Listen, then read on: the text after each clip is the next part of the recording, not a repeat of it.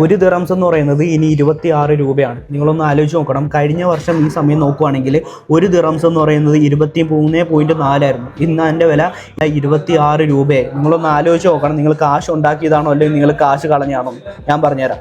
കഴിഞ്ഞ വർഷം മെയ് 22-ാം തീയതി നോക്കുവാണെങ്കിൽ ഒരു ദിറംസ് എന്ന് പറയുന്നത് 23.4 രൂപയായിരുന്നു. അതായത് 1 മില്യൺ ദിറംസ് എന്ന് പറയുന്നത് 2,34,00,000 രൂപ. ഇന്ന് ആ സമയം ഈ 22-ാം തീയതി മെയ് 2026 നോക്കുമ്പോൾ ഒരു ദിറംസ് എന്ന് പറയുന്നത് 26.2 രൂപയായി. 1 മില്യൺ ദിറംസ് എന്ന് പറയുന്നത് 2,62,00,000 രൂപയായി. നിങ്ങളൊന്ന് ആലോചിച്ച് നോക്കണം. ഇവിടെ നിങ്ങളൊരു 1 മില്യൻ്റെ പ്രോപ്പർട്ടി കഴിഞ്ഞ വർഷം മെയിൽ വാങ്ങുമായിരുന്നെങ്കിൽ ഒന്നും ചെയ്യാണ്ട് റെൻ്റൽസും കിട്ടാണ്ട് അപ്രിസിയേഷനും ആവാണ്ട് തന്നെ നിങ്ങൾ 30 ലക്ഷം രൂപയുടെ അടുത്ത് പ്രോഫിറ്റ് ഉണ്ടാക്കിയേനെ.